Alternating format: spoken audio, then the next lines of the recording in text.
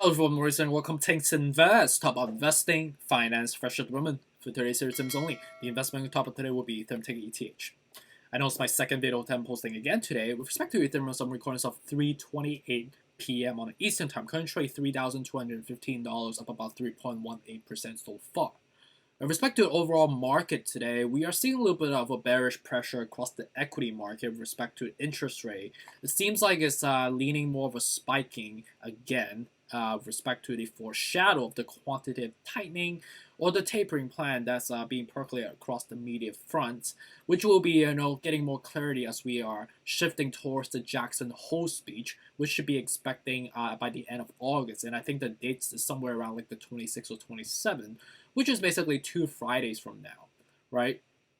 Across the whole crypto market, we're relatively green today, but no more like a normalized type of affectation, right? We have spiked, recently with respect to Ethereum hitting all the way to close to about the $3,280, but we subsequently normalized to go back down to more of an optimized zone, testing basically the $3,200, right? And just to look at some of the media affectation front, just to, I've been collecting the news during my lunchtime today. I was having sushi. So it was a good meal today. I enjoyed it. Collectively speaking, I would say it's definitely a collection of very positive news again, right? But these are just more of a reinforcement and some, new developments with respect to a lot of the NFT adoptions on a commercialization perspective, right? Just to name a few, right? On Bitcoiners released an hour ago talking about how a buyer acquired 104 crypto punks, which is a form of NFT, I believe, in a single Ethereum block, right? So with respect, another reinforcement news about NFT adoptions obviously stem from the value proposition of Ethereum. Another one's coming from Decrypt of 4 hours ago, a football club in the European nation side of the world. I think the name is called Fenerbahce, if I'm not pronouncing it incorrectly. I think I'm probably butchering the pronunciation of it because I don't really speak any European language. And I think this might sound like a German dialect based on how the scripture looks like. With respect to Ethereum tokens has risen 433% on the launch.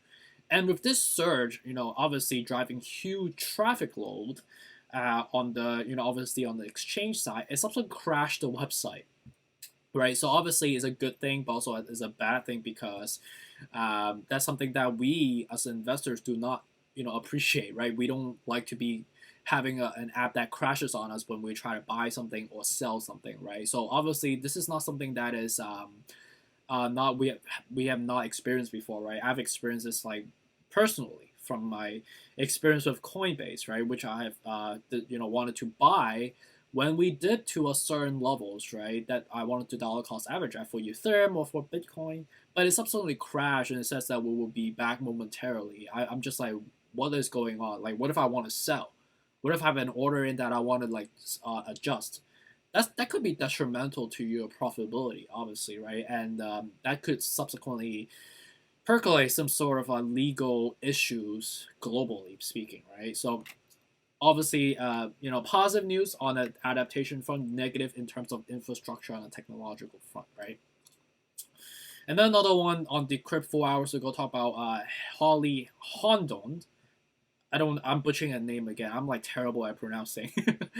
Launches a music NFT auction house on Ethereum. So just another name drop with a musician that is well known, I guess, right? And then another one is talk about Jack Dorsey's on his depictions around Ethereum, right? And with respect to this article came out from Cointelegraph about like 7 hours ago.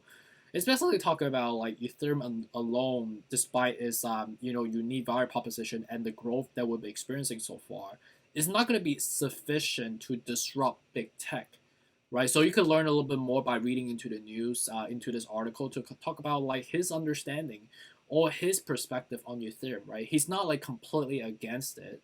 I don't think he's like just straight up, standing just extremely binary towards Bitcoin. I think he does have, more of a holistic mindset, just care about the value proposition. But it seems like Bitcoin is the one that aligns with the most in a technological front. So he's a supporter for that. And I think media is kind of spinning off the proportion. But some of the activities that he has done or the behavior that we have observed so far, is sometimes questionable, right? Because he is kind of manipulating the market at the same time in a irresponsible way, which we as investors do not appreciate whatsoever. I think he needs to definitely take his actions accountable, but to each his own, right? He has freedom of speech just like we all do. So anyway, so with respect to all of these positive slash neutral type of news, it's percolating Ethereum to go up from there. It seems like we are just hovering on a sideways fashion. So I'm going to go through a technical analysis to see how we're trending so far with respect to this weekend affectation, which in a normal course of cadence, without these negative positive news, we should be technically cooling down a little bit, or would the weekend be a sell-off coming? So stay tuned, so let's make some money.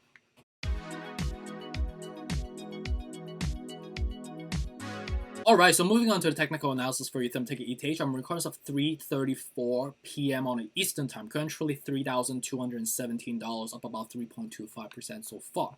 You can see that we've been basically percolating, hovering upward as a rocket ship for the last 16 to 17 days now, with with respect to ever since the B Word Summit and then subsequently JP Morgan, Goldman Sachs adaptation news across the globe.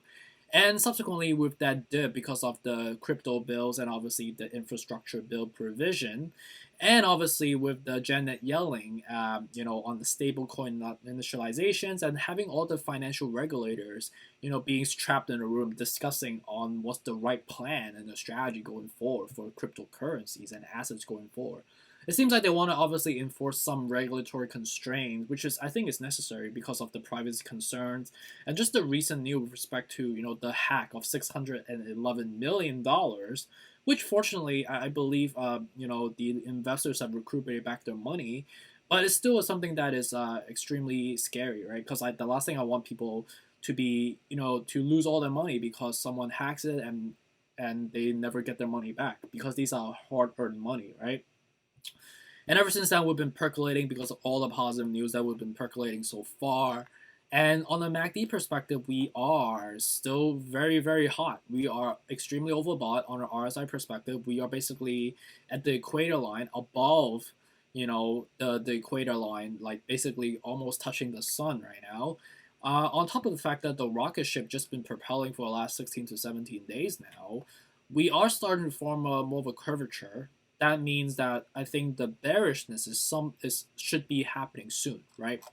But let's psychologically think about this, right? So the whales bought in at like 2,750 or 2,600. Let's just call it 2,600, right? I think in the normal course of cadence, if I was a whale, let's just put yourself in the whale shoes, right? Um, I think because of the fact that we are kind of consolidating on a sideways fashion, that tells me that with respect to short-term investors, they are still, they're not selling or buying. They're just kind of static, right? They're waiting on the next pump, right? And I think the whales are trying to manipulate on the media front to potentially get us to the late stage of euphoria, which I think we will get to, right? I think then we might see another pump coming in the near term to get us all the way to the 3,385. And some people has asked me like, why is this the level, right? Because that's the next level of resistance that we have identified so far. If you take a look at this here, you see the line that I drew. Let me just draw the line for you so you could see this like more substantively. Okay. So you see that this green line right here is matching with the platforms that we've had here and here, right? Do you see it? And once we get there, we'll know that the RSI is extremely overbought. By then, we'll be like touching the sun. We'll basically be melting our face off. And by that point, it will be so dragged up that the MACD will look something like this. Like the way we were before. Doesn't this look kind of comparable? The curvature that we're seeing right now, right?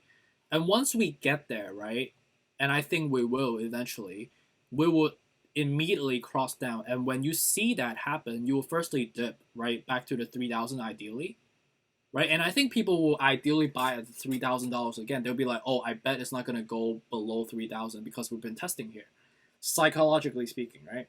And then it's going to be some sort of like a dead cat bounce, right? They're gonna try to buy in on the dip, thinking that this is like a or something called bull trap, which you have heard before, right? And they will buy in hoping that it's gonna keep going all the way. For those people that are not experienced with technical analysis, they would be the one chasing in, right? And when they chase in, the next thing you see is that the bull will be squeezing them, and then next thing you know, you see a huge sell off.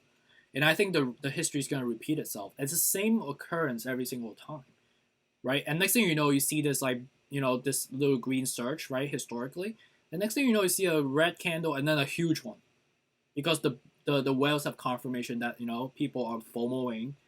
I think it's time to maybe let go of the lemon. I think we've squeezed enough juice already for the lemonade that they reward themselves with, right? So hopefully this is helpful, right? It is definitely the risk is incurring, and people have been asking me, oh, are we gonna hit 2,750? Like, what are you talking about, Maurice? Like, why are you so confident that we will get there? Because the technical analysis say so, and it never lies. Again, people lies, but the technical analysis and the logics never lies, right? Put yourself in the whale shoes, and you will understand the perspective that I'm talking about. All right, just to recap on numbers and technical analysis again, right? The levels that we at right now, we might see another surge, right? But the surge is gonna be probably like $100 or $150 to $200. But the sell off could be pretty massive, right? So definitely understand that risk versus reward ratio for yourself. It is an appetite that you have to be able to withstand if it doesn't plan out the way you want it to be, right? So for me, knowing the fact that I do have a large position right now, 2,750 that's the level that I'm going to be, placing at. 2,450, that would be the ideal level for me to like load up technically, right? And I do foresee that it will happen because it needs to go through that revolution, that cycle. But if you're buying now, right, and it sells off, like just hold, don't worry about it, because long term wise, we're gonna get to a much higher all time high level. And my target level is 9,800, like close to $10,000. 3.3 times your money if you buy $3,000. All right, so that's it for there. Respect my technical analysis on Ethereum ticket ETH again. Hopefully this is helpful. There's been a lot of positive news so far that's been percolating. It's definitely interesting to see how the whales are trying so hard to manipulate, and I think our spidey sense is definitely, tingling. And I think a lot of people that are on the channel are slowly understanding the way we think together, right? I think it's a way that you have to identify these patterns, and as you learn more, you start to have this like recognitions of these patterns, and you can formalize your execution strategy from there, right? And it's such a beautiful thing that I'm seeing on this channel right now. I think people are definitely learning and picking up the trade. So I really, really am happy that people are slowly being able to do this on their own, being automated. And that's something that I hope that eventually we can all get there, and think the way that we collectively are slowly to get there, right? To this day, I'm still learning, so I really look forward to getting your feedback and your guidance. And I again, right, the Patreon is something that I'm still working on. I want it to be, to perfect it. I want it to be substantive and not just something that people like subscribe or pay for something that is, it's good to have, but not really like user friendly. You know what I'm trying to say? I want something to be user friendly, something that you could use to learn from, that is scalable, at the same time substantive, right? Because the last thing I want to give people is just fluff and just like numbers. Like, what does that even mean? You know what I'm trying to say? So hopefully, I really appreciate your patience and your guidance and your friendship so far. And stay tuned for things coming up. And have a great weekend. And you'll probably see me again tomorrow. Take care. Bye.